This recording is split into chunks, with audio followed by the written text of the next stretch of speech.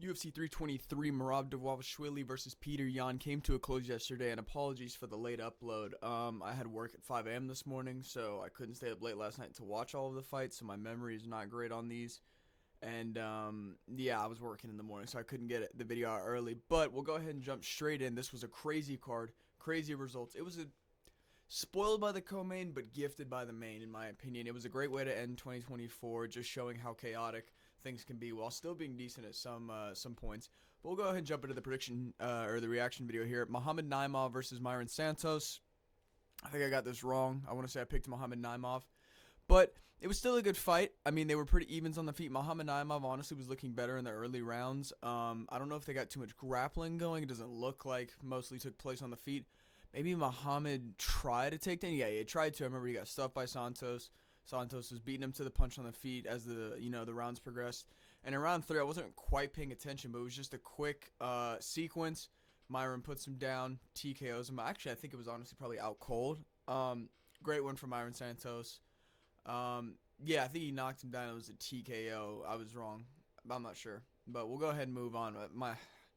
That was like not the best memory. This one though, I think we got right. Tricoli's a victim. I don't know if there really was no stats. I don't know why this is tweaking. But still, there we go. Yeah. Tricoli was just a victim out there. Struck for a little bit, outstruck his opponent. I think he got taken down. Yeah, he got taken down as soon as he went to get up. Immediately got standing gillied. Now I understand being a super tall guy, it's probably pretty difficult. Like, it's easy to get standing gillied when you're that bent over just because your posture's so far gone. But Tricoli's a victim. He's only in the UFC because he's dating Mackenzie Dern, I think. Terrible. Not good. Boo-boo. Just terrible. But Mansour Abdul Malik is low-key sandbagging, I ain't gonna lie.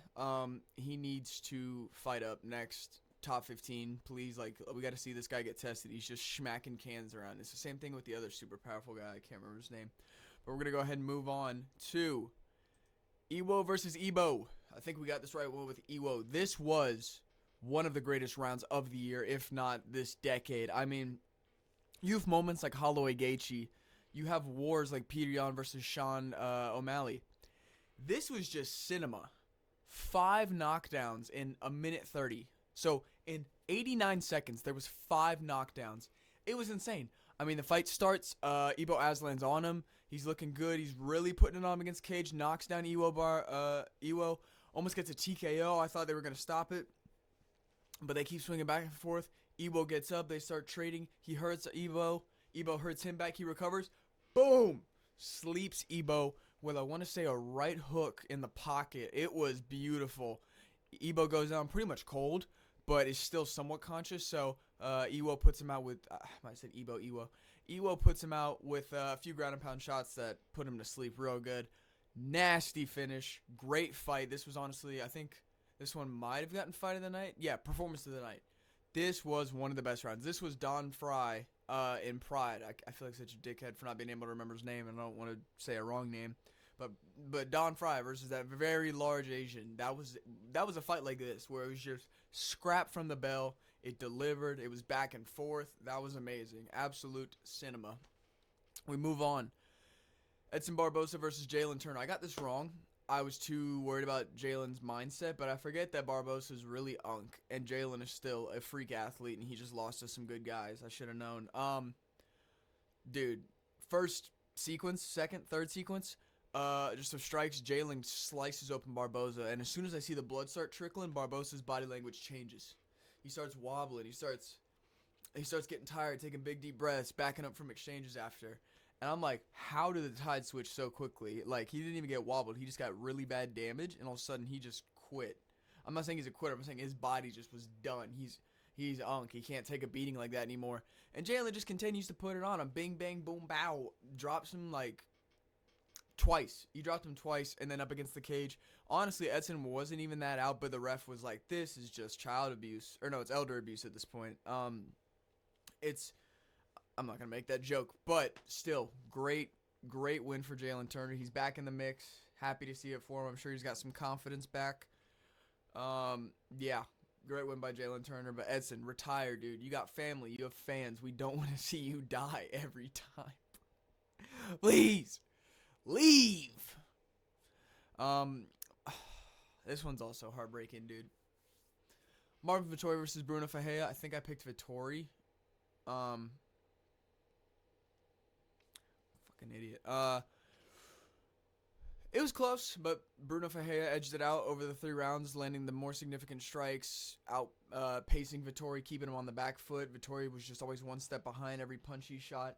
Ferreira was swinging out of the way. Every thing he was hit with was strong. He was getting his head shot back by a jab. I mean, his nose was busted. It was real ugly. And they both went 1 for 1 on landed takedowns, but they were both trying to get some takedowns off. It just wasn't enough, though. I know Marvin Vettori had the higher strike output. I don't know if I was paying attention enough to confirm or deny that. But I know when the significant strikes came, despite this number, they were more significant on the side of Bruno Ferreira. He was whooping on Vettori. Everything that he landed, Vettori had a reaction to. And Bruno Ferreira was ducking, dodging, parrying, rolling with all the shots that Marvin had for him for the most part. But sad for Vettori. He's maybe got 1 or 2 more chances, and he's done in the UFC. It's crazy. He lost to 3 really good guys, at least at the skill level he's at. And you thought, Bruno's good, but I think Vettori will show that there's a level in between the top dogs and the guys below him, and he's in there. And he didn't. I don't know if it's a mentality thing. I don't know if he's getting up there in age. I know Izzy, when they were like prime rivals, Izzy's now old, so Vettori's got to be getting up there in a sense.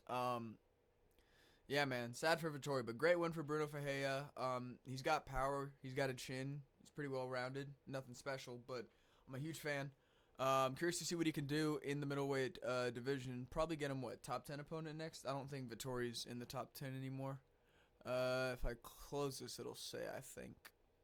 No, I'm an idiot. All right, whatever. We move on to Nazim Sadikov versus Fares Ziam.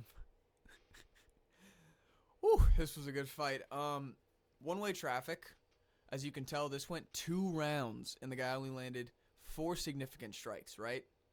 Insane work. Fares Ziam, he looks skinny, he looks frail, but he's got technique, and he's freakishly strong. He uses his posture well, and he just beat Nazim to the punch every time, to the grappling every time. He was dominating him on the ground. I want to say this was kind of a controversial TKO, but Nazim Sadikov was a victim out there for the most part. Yes, it was right at the bell, but Fares Ziam was landing crazy ground. Hold on. Dude, can I sneeze? You son of a bitch. Fares Ziam was landing really good ground and pound, putting a lot of damage on Nazim Sadikov, and I think while maybe you could say it was early in a sense, who's to say it wouldn't have happened in the 3rd round? I'm okay with the stoppage. Fares Ziam looks really good, but he needs to jump up in competition. He's been fighting just outside the rankings for a little bit too long, in my opinion. He should have been up there. He should have fought up in the rankings after the Frivola win, in my opinion, because he's just that good. I believe in him. But again, great win by Fares Ziam. I think we picked him to win, so all good there. Great stuff. We move on. Maycee Barber versus Karine Silva. I didn't even watch this one, but I picked Maycee Barber. And you see, she landed more takedowns. I think there were some pretty bad moments on the ground. I heard YouTubers talking about how low it was. But she outstruck her. I'm not sure if there was any one-way rounds. It looks like they were pretty even. Obviously, they went 1 apiece in round 1 and round 2 for takedowns. It looks like Maycee Barber was on it a little bit more. Round 3, they went 1 for 1, but obviously the strikes are going to favor Barber. Looks like a, 29-28, maybe a 30-27 WMMA decision, but great win for Maycee Barber. Show me done. I'm pretty sure she was lower ranked than Karine Silva, but I just felt like she had more experience there, and Karine had just gotten a decently good win to put her up in the rankings. But we move on. Terrence McKinney versus Chris Duncan. I got this wrong. So I hope you can't hear my computer. It's like prime PS4. Terrence McKinney versus Chris Duncan. Terrence McKinney, sometimes you're the hammer, and most times you will be the nail. No, I feel bad, but it was looking that way. Terrence was on him a bit, but you just got sloppy. Duncan hit him with some really big shots that rocked him. I think dropped him too. Yeah, knocked him down. And I think he got an anaconda. I don't think it was a Darce. It was an anaconda choke. And McKinney taps. It was a very explosive fight. Kinney's always going to bring it. Duncan's always going to bring it. It was a great scrap between these two guys for as long as it lasted. McKinney did have some offense early that looked like McKinney was going to do what he did, and then he got done the way he did. You know, it is what it is. I feel bad for him because it feels like he's been losing a little bit more than he's been winning. Great win for Chris Duncan. Happy to see him get a win. I just feel bad for McKinney, but great scrap between the pair of these two. Live by the sword, die by the sword, I guess, but we'll move on. I got this wrong too. Grant Dawson is a glass chin. Bobby Green proved us right. I'm an idiot. I'm a stupid idiot. I didn't even watch this fight. I was busy, but I saw the highlights and it was depressing. I mean, the first exchange of the fight, you're like, oh, Dawson's not getting any wrestling off that's going to put Manuel Torres on his back foot for any reason. And Manuel Torres just did it. Just put a combo on Grant Dawson. I think he hit him with something and kind of stumbled him, and then while Grant had his like arms up like creating air traffic, or at least just he was a bit stunned, Torres swings an uppercut, I want to say, under the guard, banks him, drops him out cold pretty much. Dawson falls to his back. Torres lands 1, 2, 3 ground and pound shots, and the ref calls it a fight. Great win by Manuel Torres. I don't know why I trust. It was the wrestling, because we see these high-level wrestlers always negate the strikers. But at low level, it feels like we see the strikers just negate the wrestling. I gotta start thinking about that when I'm doing these predictions. But a great win by Manuel Torres nonetheless. I don't know what's next for Grant Dawson. If he wants to move up, maybe that'll help his chin, or maybe he'll get slept even easier.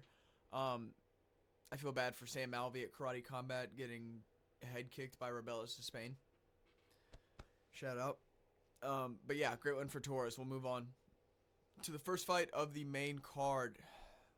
It would not be a Jan Blachowicz fight without a controversial ending. This being him going 0-2-2 in his last 4. 2 losses and 2 draws. And I feel like you can't blame him just because I feel like he does enough to get these wins. The refs just don't see it. Round 1, it was a close fight. They both went 1 for 1 on knockdowns. It was really high intensity. These guys had some crazy power behind their shots. They weren't grappling too much. I think they did have a bit of some scrambles here and there. Round 2 definitely favored Bogdan Guskov. I mean, they both went 1 for 1 knockdown again, which is crazy. But he was landing more shots, the better shots. And I think round 3 went the opposite way. Nope, they both went 1 for 1 again. Did they knock each other down, or is that just the fight glitching? Ah, it is, sorry. So yeah, round 1 they went evens. Round 2 it looks like Bogdan got the better. I don't know, why do they have Bogdan got the better of it, and then round 3 it looks like Jan Blachowicz got the better of it. I saw that it was rounds 1 and 3 were Blachowicz, but in round 2 they gave Bogdan a 10-8, which I guess makes sense because he dominated the round on the ground after the knockdown.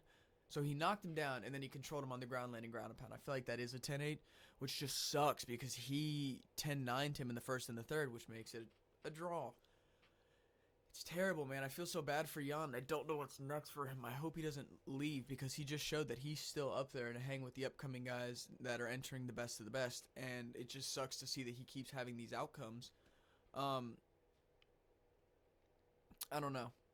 It'd be funny if they ran it back, but I have no predictions for what's next for these men. I just hope it's something good for their careers and something winnable because, yeah, Jan's just, I don't know, man. I feel bad. But that's all I can say about this card, or this fight. We move on. Frank Ocean's boyfriend, Peyton Talbot, versus Henry Cejudo, man. I can't see. All that mat time with Frank Ocean paid off, baby. Olympic champion wrestler gets taken down multiple times, gets controlled on the ground, gets outstruck over 3 rounds. I want to say it gets dropped. Yeah, it gets dropped once. Cinema. Absolute cinema, Bobby.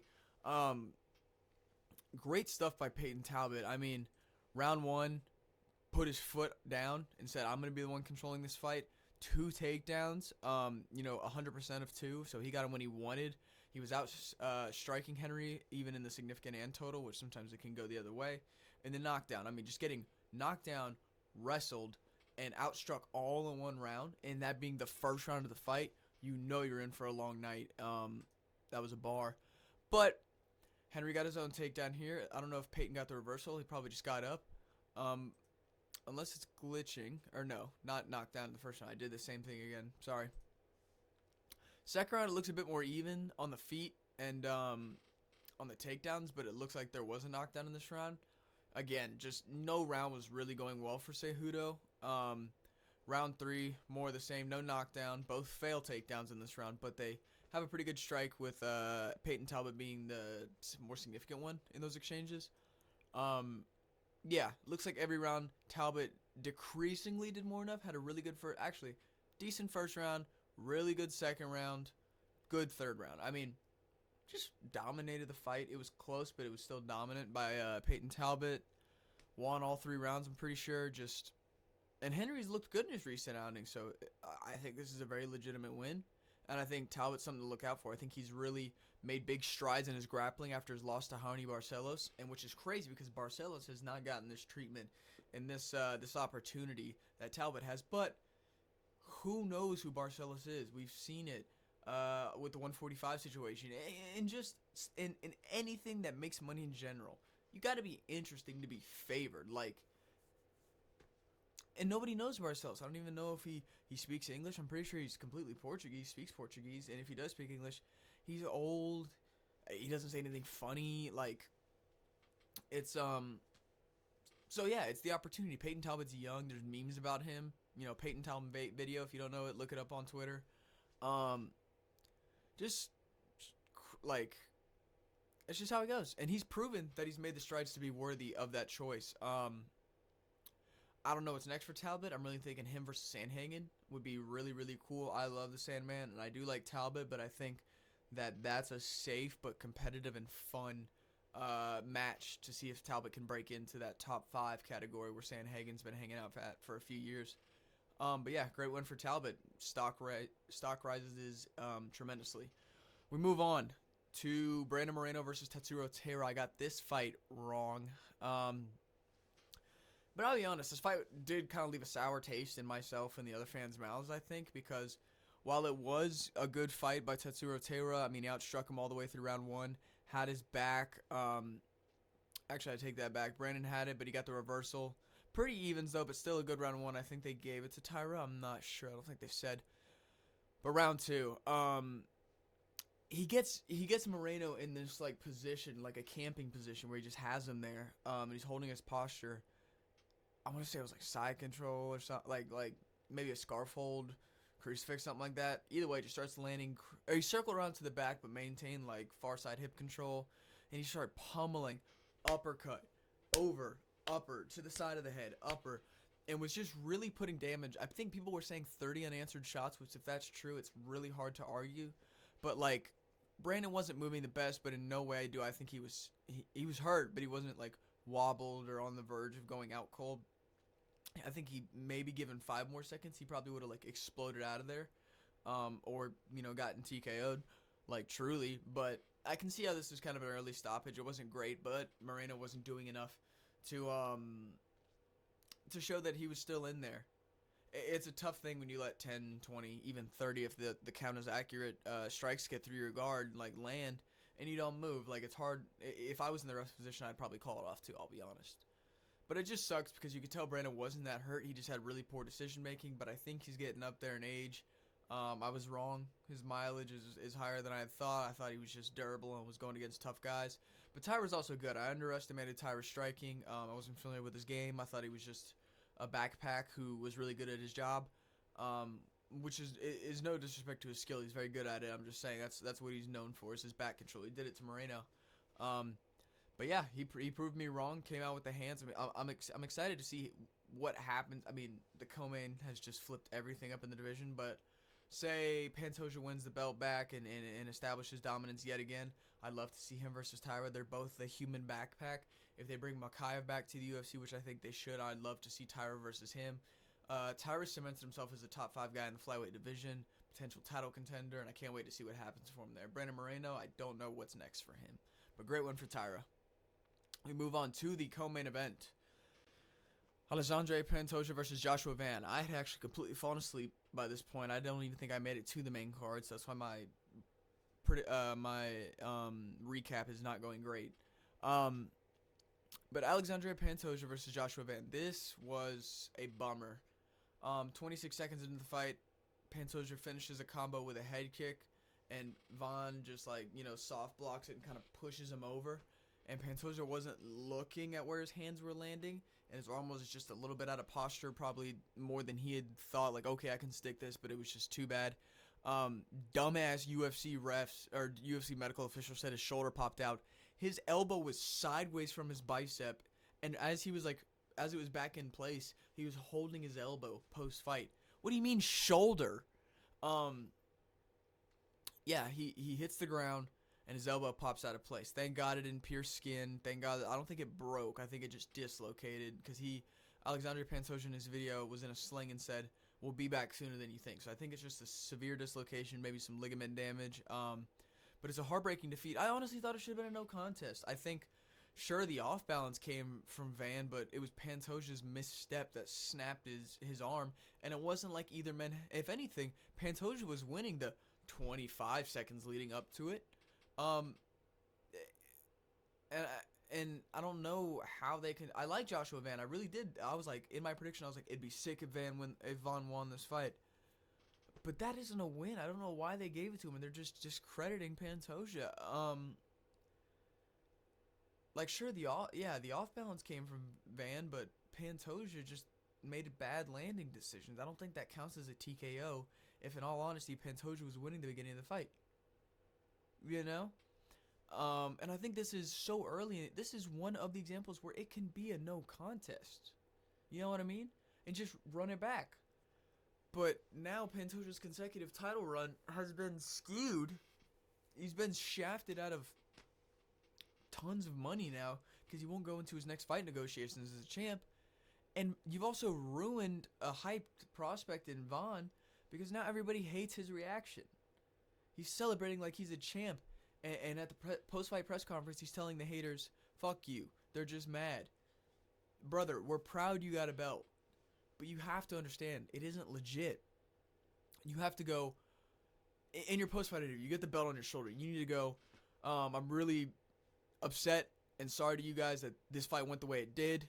I still feel like I would put on a championship performance tonight. I think I deserve to be a champion. And I'll keep this belt warm, and I'll show it in my next fight. I'll prove it in my next fight." I think that's what Joshua Van should have did, but he didn't. He tried to turn heel. When you're a small guy and you turn heel, nobody likes you because you got little man syndrome, and you're a little man. He got on the cage and celebrated like after it, and then tried to be all buddy-buddy with Pantoja. Like, it wasn't a legitimate win. It was a freak accident. It was so early in the fight. How can you call that a fight? 26 seconds. I've seen middle school slapbox sessions go longer than that. It's ridiculous. That's all I have to say about this. I'll probably do a video over the 6-week break covering just what the situation is here. I saw they were trying to put Tyra versus Vaughn together because they really want to break into that Asian market. It's pathetic by the UFC, and with Dana signing a 5-year contract extension, we're fucked! Sorry if my mic just, blew up. But we move on to the co-main event. Merab Dvalishvili versus Petr Yan. Dude, I'm so happy. I woke up and checked my phone, and I see Merab's face, bloody, cut, bruised, and I'm not. It's 50-50 with Merab. I hate when Merab does what Merab does best, but I also like his personality and his ability to beat the Dagestanis because I feel like the Dagestanis are some of the most just hypocritical fan base. Regardless, both great guys, but Peter is that guy. He's violent. He gets TKOs. He gets KOs. He gets, I don't know if he's got many submissions, but dude puts belt to ass whenever he fights. And he did it this fight. Round one, I think round one was the one that 2 judges gave Merab. Whoever gave Merab round 2 or just that extra round, you should be investigated. But yeah, round 1 goes to Merab. I don't think he got any takedowns, but it looked like he had some sub-attempt and reversals, so maybe there was just a scramble that nobody was credited with the takedown. But he was outstriking him on the feet. I'm sure Peter had some trepidation about how their first meeting went, even though he knew that he was probably a lot better tonight, because I think he was telling the truth about his arm. But from here on out, it was Petr Yan. Despite the total strikes, the significant strikes went to Peter. Peter landed the first like solid takedown, significant takedown that was recorded, and that showed Merab because Merab had been stuffed 5 times. Merab said, "I didn't want a boring fight, so I struck with him." You had 27 takedowns. Shut up. But Peter Yan starts to turn the tide and lands more, gets the wrestling off. I mean, who does that to Merab? Round 3 more the same. Merab did get his own takedowns, but Peter got up. He didn't let anything get to him, and he still outstruck Merab while landing takedowns of his own, showing Merab that I'm still here, I'm not gassed, and I'm going to be the one on offense. And by here, Merab was starting to take some damage. I think in round 3 it was. Peter, dude, this clip's going all around social media. Peter, they were in a little pocket exchange, and Peter just slings a body kick from the inside that Merab just didn't see at the time. Smacks Merab. You hear it in the camera, and you hear Merab go, "Ugh!" And he starts backpedaling, rubbing his tummy, backing up, smiling to try to cover up, but we know he's hurt. We know he's hurt. Peter Yan sends blood on the water, hunted him down, put that pepper on him, but it was right at the end of the round, so Merab got saved by the bell. Round 4 more the same. Obviously, Merab was still trying to be aggressive with his submissions and striking. He was definitely going tit for tat, but Yan was landing the stronger ones. He was pushing Merab's head back. He was beating him up in the clinch. Body shots, headshots, hooks in the pocket, just brutalizing him. Still landing offensive takedowns while stuffing all of Merab's. Great stuff by Peter. And then we go to round 5. He cements it again. Outstrikes him significant. This time goes 50%, but 2 out of 4 on takedowns. Gives Merab none. Just puts it on him. Puts that pepper, mustard, salt, ketchup, relish, whatever you do. Puts it on him. Beats him up over 5 rounds. Slices him open. Leaves him bruised. And I also wanted to bring up Henry Cejudo. That picture of him with like the golf ball under his eye. Insane. But Merab looked genuinely the same. Giant, swollen eyes. Huge cut right here. Just all puffed up. And Peter didn't look like he had really been in a tough fight at all. He showed levels. He got it back in blood. I don't know if they should do a trilogy. But if Merab wants to take time off, I think Peter just waits for Figgy versus Umar. And I guess if Umar wins, they're going to give him a title shot anyway. So we might as well see Peter versus Umar. And if Peter truly is good enough, I think he'll beat Umar. And, yeah. And then maybe they give Merab the rematch, unless they just do Peter Merab too, if Merab wants to get back in there like Summer. I'm sure Peter wants to take some time off after this, heal. But great scrap by both men. I don't like how there's this narrative that Merab wasn't shooting. Everybody's calling him out. He was. Stats had it. He was shooting a ton. But he still struck on the feet. And Peter put levels. He showed levels. Put it on him. Great win by him. 2-time bantamweight champion. There hasn't been many of those. He's the 16th person to ever, I think, become a 2-time champion, which is still super impressive nonetheless. Great win for Merab. Great one for Peter. Decent card. It was a bit underwhelming in the co-main, but some of the fights were still really good. 323 final pay-per-view. Adios. Salute Stream East. I didn't say this, Dana White. I'm playing a character. Yeah, I'm excited to see the Paramount era, but we gotta wait 6 weeks for it. But Peter Yan's the champ, and it feels great. Just amazing stuff. Yeah, my picks weren't great. Hopefully we do better next time. Maybe I should request Sundays off at work so I can just stay up Saturday night. We'll get on to that. But still really good card, delivered in my opinion. A lot of upsets, a lot of really cool things, a lot of fun things for the divisions. Violence is back. A bantamweight, 125 just got put into a blender. Yeah. And a Jan Blachowicz draw. Wouldn't be complete without it. Thank y'all so much for watching. Sorry for the late upload. Need to be better at this. But again, great card, great ending. Let me know your reaction to the fight. Any other videos you'd like to see. If you enjoyed the video, like, comment, share, subscribe. My last video flopped for some reason, even though I uploaded it on like a Thursday or Friday, which is primetime MMA content. But hopefully this one doesn't flop. Maybe I'll make a good thumbnail and we'll get through with it. But yeah, thank y'all so much for watching, and I hope you didn't lose too much money on this card. Peace.